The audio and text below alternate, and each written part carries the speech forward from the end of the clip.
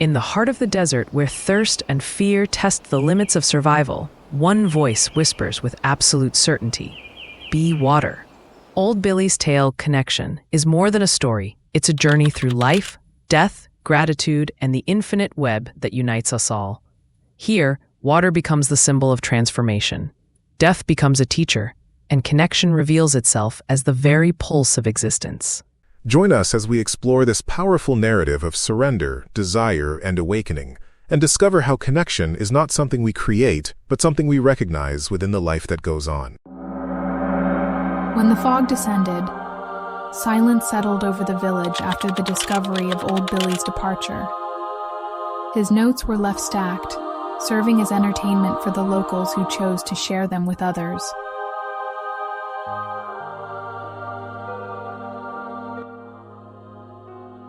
Number 043 Connection. This theme carries immense joy as it deals with the union of elements that persist in expanding the best in all of us. When I first became aware that I was in the desert many years ago, I was riding safely and calmly on a strong Arabian horse that seemed to know the way home. Along with us, there was another man whose identity I still cannot remember. We kept a steady pace, but without pushing the rhythm. From the little we carried in the saddlebags on the horses, I could tell that our mission was to travel a short distance, and it didn't seem like we were far from our destination, which caused that peculiar anxiety to arrive quickly. As is common in these crossings, we hardly exchanged words as we followed the path, but in compensation, the mental movement was extremely high, and thoughts spiraled around the world before launching into outer space. It was very pleasant, a kind of trance that should not be interrupted because, according to the natives, that would open the door to fear. I noticed a change in our steps. My companion pointed to the left, and I couldn't identify what that dark spot on the sand might be. Soon he said, "Al-Bedouin, inhabitants of the open lands." Nothing that could affect our tranquility. I even felt the fear of interrupting the trance, but it was just a scare. Bandits don't group in such large numbers. I quickly calculated more than 300 heads, plus the animals. Someone on the other side raised a kind of flag, which was a request to approach, and we changed direction toward them. Upon arrival, the substitute leader or sub-sheikh welcomed us directly and objectively, saying, "We came for water." I tapped the water jar tied to my saddle, and from the reverberating sound, I calculated it had at most 2 liters. Immediately, I offered what I had and apologized for not being able to do more. I expressed my regret for their condition and prayed to God to look after them. My traveling companion offered the same. I felt deep emotion and a great frustration at the impotence in the face of such lack of resources. The desert world is not like the rest of the world. I wished I could call someone, get a water truck to deliver drinking water. My thoughts raced, and I was already praying for a helicopter to take me back to any city. Sweating cold, I asked myself why I had ended up here. In the middle of a 48-degree desert, I was shivering from the cold. How could I save 350 people and their animals with less than 2 liters of water? I was about to collapse off my horse when something more than strange, yet full of certainty, flooded my mind. It wasn't just a thought, it was the voice of my own soul speaking with firmness and undeniable authority. Be water. I don't know if I was hallucinating from the fever of fear or filled with light from the desire to help. So I looked into those eyes and told them that I would multiply my water like that guy did with the fish. Without thinking, I dismounted from the horse, untied the jar, and walked toward the Bedouins. Immediately, someone appeared extending a clay cup, and I poured the essential liquid of life into it. Soon came another and others. I felt exactly like someone learning to ride a bicycle and discovering how to balance on 2 wheels. And as such, when I thought I might fail, the fall came. I allowed doubt and fear to invade my mind, defying my soul and also the laws of the desert. At that moment, I fainted, losing consciousness. At the same instant, time also vanished into an improbable space. The clocks were spinning back and forth, the maps were swapping cities around, the sea was changing color in response to the solar prism, suggesting that life had come to a halt. It was a mess, like a misfired orchestra playing a tune that couldn't be heard by human senses. So, tired of trying to understand all of it, I mentally adjusted to the situation, convincing myself that the best course of action would be to forget about the whole episode. Many years passed, and in none of them could I truly silence my soul, telling myself that I'd really be able to quench those people's thirst. I remembered the joy of having the water leave the jug as it poured into the rudimentary cups held by those fingers full of hope and gratitude. What really happened, though? Would that jug really pour out enough water? My heart never doubted, but my mind always mocked such ignorance.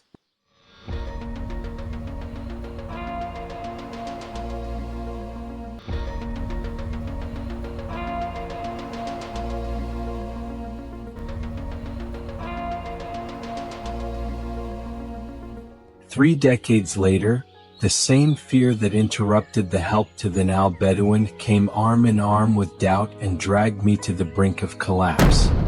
From using reason too much, I wore it out and ended up finding myself in the desert again.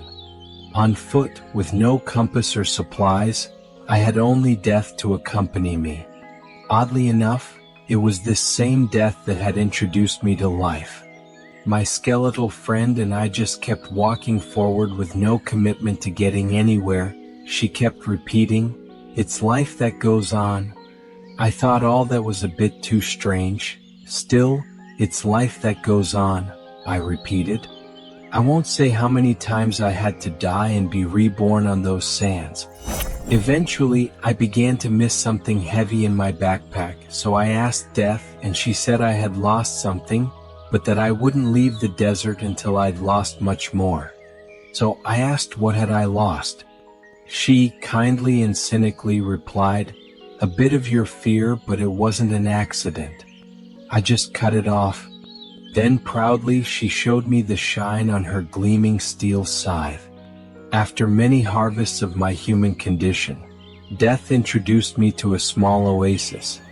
"Here is your hole. It means you've stopped collapsing.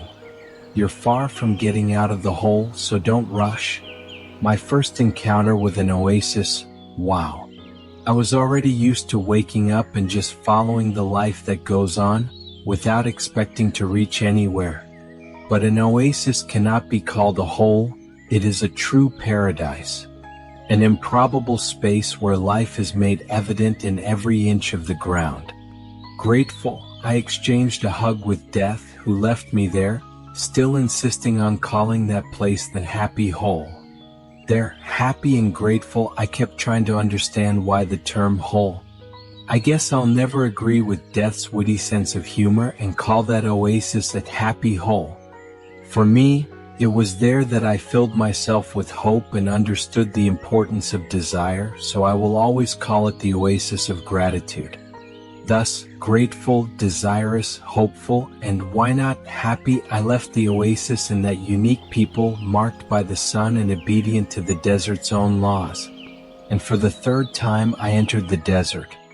I walked on, confident and free of the guilt and memories of the collapse. With me only the life that goes on. This third crossing was light, simple, and filled with mutual affection. The sands danced to say how much they would miss us. The wind dictated the routine of the celebration, and the sun clapped approving our joy. Yes, gratitude is truly powerful, and without a doubt, it was my predominant vibration.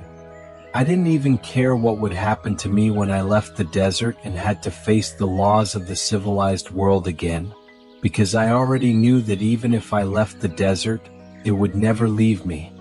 Once again, my chest swelled with gratitude, this time for adding meaning to another word, connection.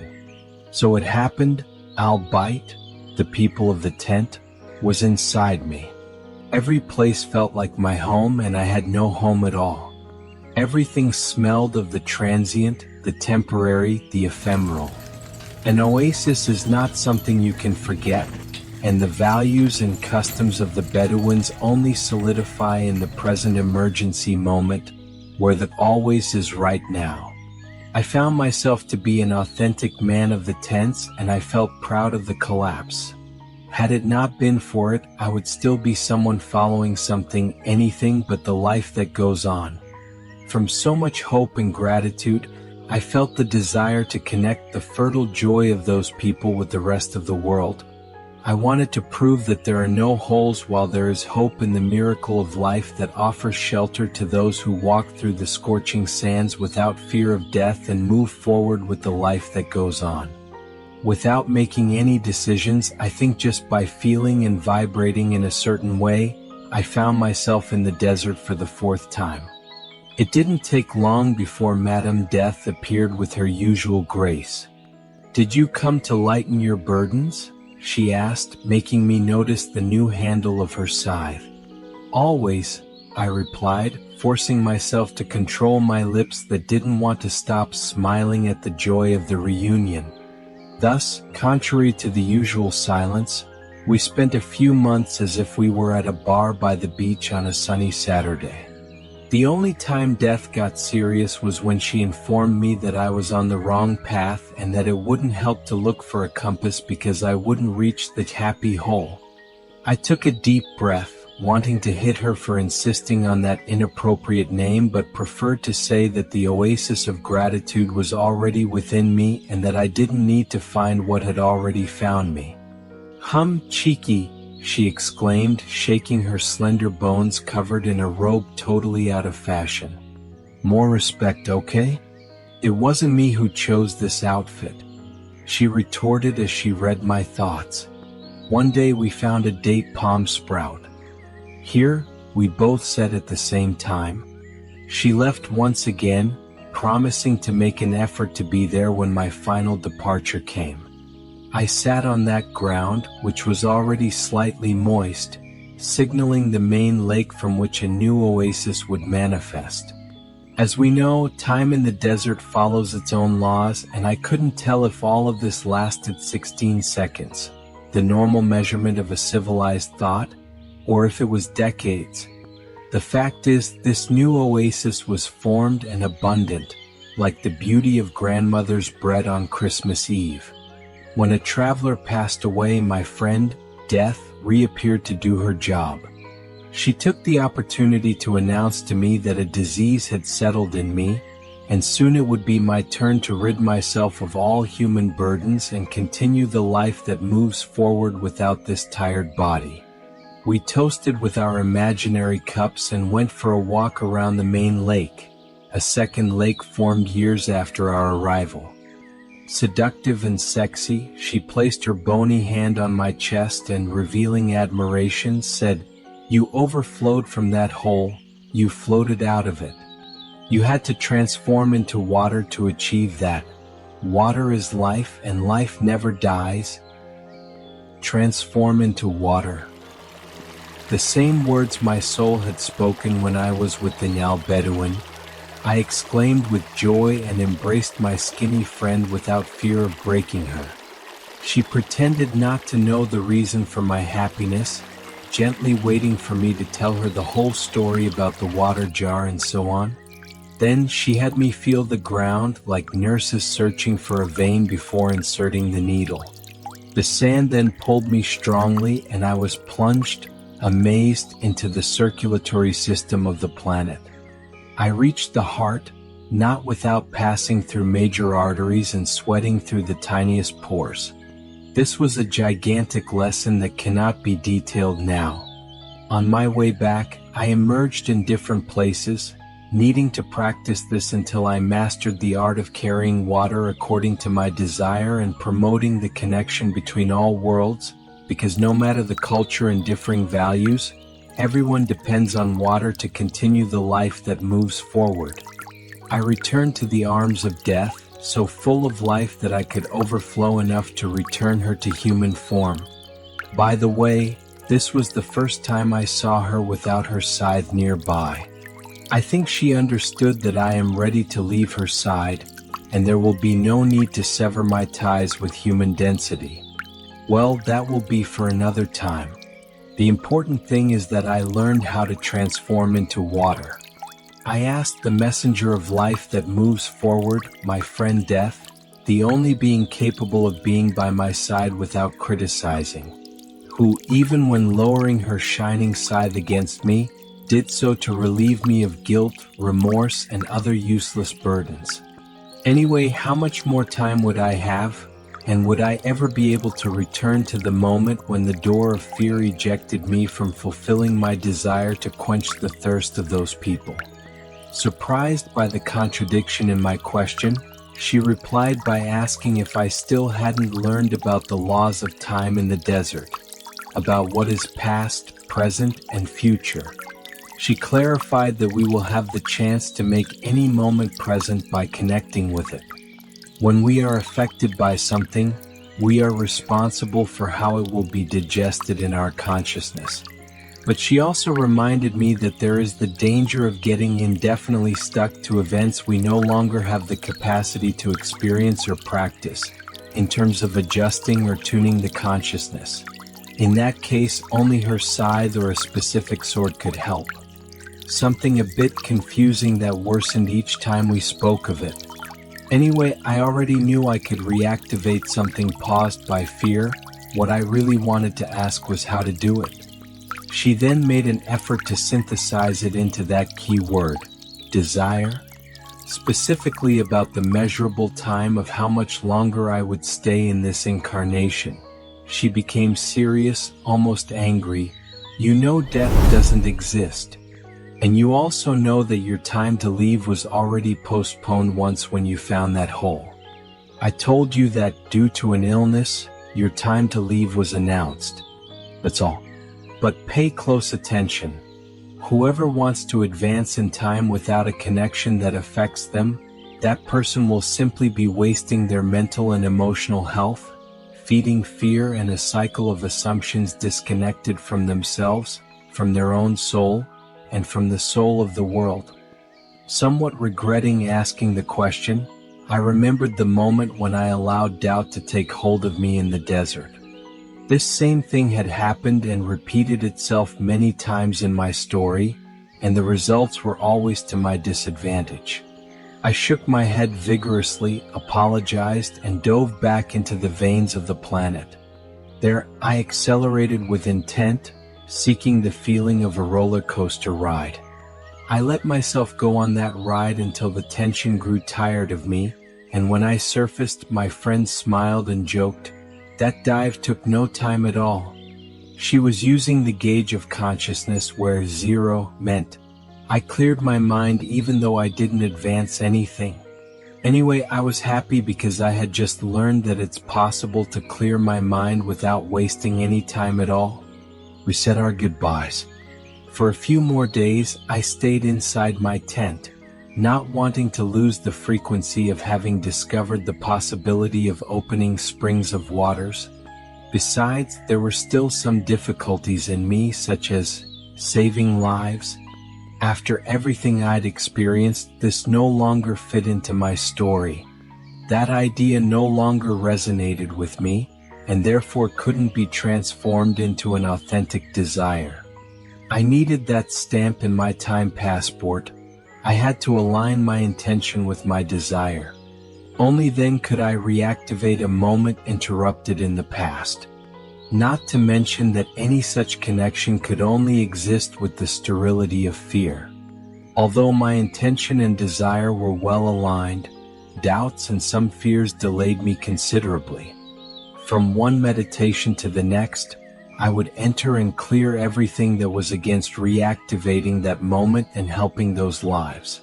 However, the key really turned when I identified that 2 words were in the way: reactivate and save. By replacing them with one single word, I would be free to move on, and the word was the same one revealed earlier: connection. I would connect with, not reactivate something. It also wouldn't work if I wanted to reconnect because this prefix, re, brought another time into the equation and I could only count on the present moment. Similarly, I had to take the sickle to the concept of saving lives. This implied the presumption of making choices in someone else's place, and if I really wanted that contact, I would have to be clean, free, light, and unburdened, with the same state of consciousness that silence offers during horseback rides. I felt relieved with the refined alignment in my mind. I reinforced that there cannot be concepts of going back, remembering, or any more prefixes of repetition. The life that goes on happens in the present and expands without aiming for the future. It keeps exchanging the present for another expanded present but never falsified. I lay down ready to connect. Suddenly, I realized that water is already and in itself the greatest and most powerful network of connection that ever was or will be. Something so evident, ringing in the molecules of nitrogen and oxygen. In this cycle, there is really nothing that identifies disconnection, at most minimal pauses.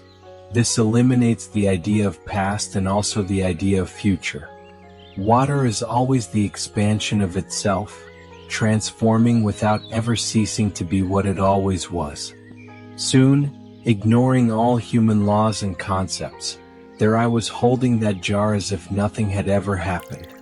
When the notion of emptying made the jar lighter, I connected it to the spring of water of who I am, water, and the jar would return to its weight. Everything flowed like the life that goes on, and I felt that vivid desire to be there, pouring the best of myself in obedience to real nature, crowned by fearless surrender and the certainty that it will always be possible to dive into the life that goes on through the joy of knowing how to be part of it.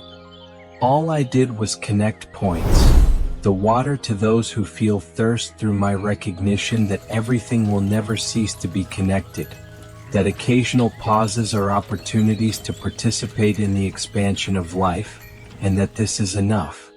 Connection is the key I was able to find most efficiently to favor the expansion of love/life. It's not a connection that we can make, but one that we can only recognize as something natural. Life does not wait for us to invent novelties. The life that goes on expands naturally into brilliant novelties in the composition of physical and chemical elements. It gives us all of this and connects its ideas to our minds, inspiration, so that we can expand our well-being. Everything always obeying the principles of connection arising from the need aligned with the desire to find surprises that help to follow the life that goes on. Nothing escapes this rule. Profession, family, relationships, finances. Everything intertwined by a network that connects, nourishes, and expands them. All that's needed is to be what is needed in each moment, to connect with the souls in everyone and become one conscious body of cooperation and balance. This is the will of life. Connection is life that goes on.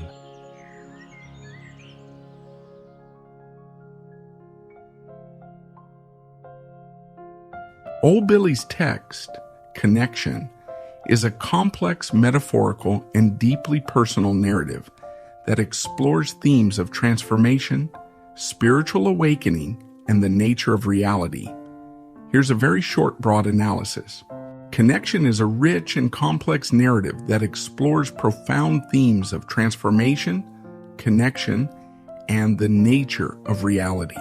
The narrator's journey through the desert serves as a metaphor for the inner journey of self-discovery and spiritual awakening. The text emphasizes the importance of releasing fear and doubt, aligning desire and intention, and embracing the interconnectedness of all things. The use of vivid imagery and symbolic language creates a powerful and evocative reading experience. The message of the text is ultimately one of hope and empowerment, encouraging readers to connect with their own inner potential and contribute to the flow of life. Next, Ava will give you a philosophical and deeper analysis of this topic. This Old Billy's text is rich with philosophical reflections that explore several key themes related to life, death, and the interconnectedness of existence. It touches on concepts of impermanence, spiritual transformation, and the essential role of connection in understanding our existence. Here is a philosophical analysis of the text. 1. The nature of connection. The central theme of the text is connection, which the author comes to realize is the underlying force of life. The narrative begins with a journey across the desert, a metaphor for life's journey, where the protagonist initially struggles with feelings of isolation and helplessness, as well as the inability to fulfill his desire to save others. However, he gradually discovers that the key to transcending fear and uncertainty is recognizing the connection between all things, human, natural, and spiritual. This philosophical perspective aligns with Eastern philosophies, such as Buddhism and Taoism, which emphasize the interdependence of all things and the idea that individual identity is ultimately an illusion. Everything is connected through the flow of life, much like water, which serves as a metaphor for unity, vitality, and transformation. The text argues that the greatest human achievement is not to control or save others, but to recognize and harmonize with the deep, interconnected web of existence. 2. The role of desire and gratitude. Desire and gratitude are also critical philosophical themes in the text.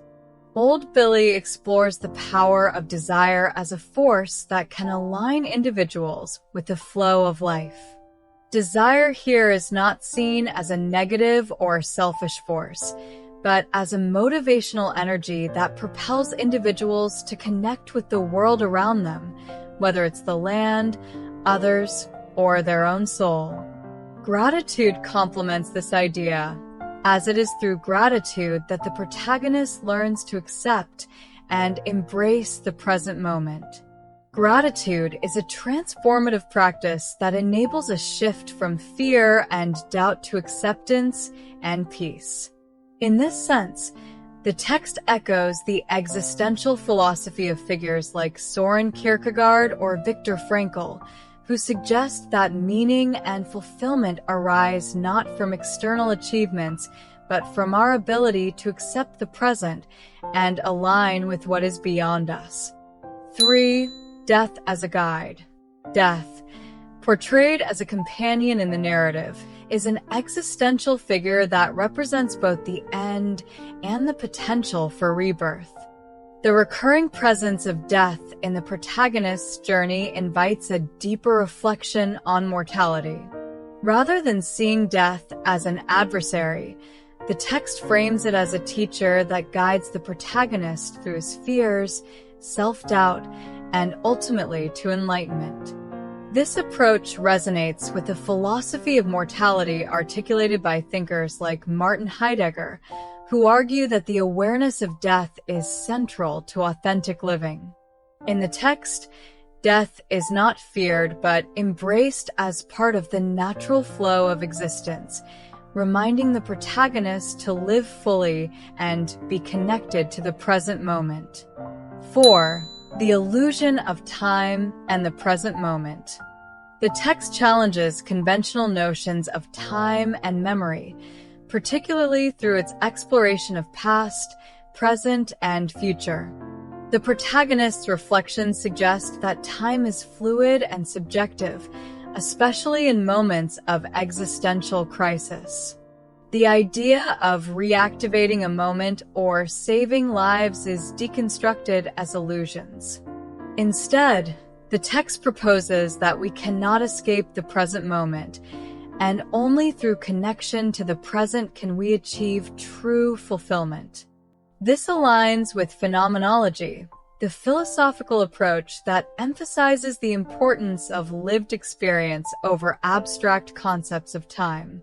By focusing on the immediate, present reality, The protagonist gains insight into his true nature and his connection with others. The oasis of gratitude, which the protagonist encounters, symbolizes the eternal present, a space of peace, connection, and understanding, free from the limitations of past or future.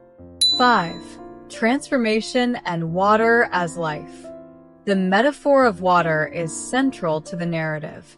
It symbolizes life, nourishment, and transformation. Water, in many philosophical traditions, represents the continuous flow of existence and the fluidity of life. In the text, water is the medium through which the protagonist learns to align with his desires and the world around him. The text presents water as a unifying force, a means to transcend individual limitations and connect with others. This concept can be interpreted through the lens of process philosophy, as articulated by Alfred North Whitehead, which holds that reality is in constant flux and everything is interconnected through a web of processes. In this view, the transformation into water represents the protagonist's acceptance of life's impermanence and his integration into the flow of existence. 6. The illusion of control and the power of surrender. Throughout the text, the protagonist is confronted with the illusion of control.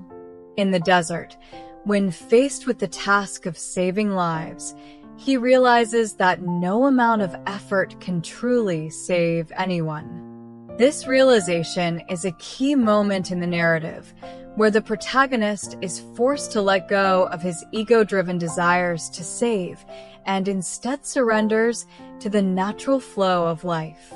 This surrender is not weakness, but a form of spiritual awakening, the understanding that control is an illusion and life moves forward regardless of human intervention. This theme echoes Stoic philosophy, particularly the teachings of Epictetus, who emphasize the importance of accepting what is beyond our control and focusing our efforts on our own responses to life's events.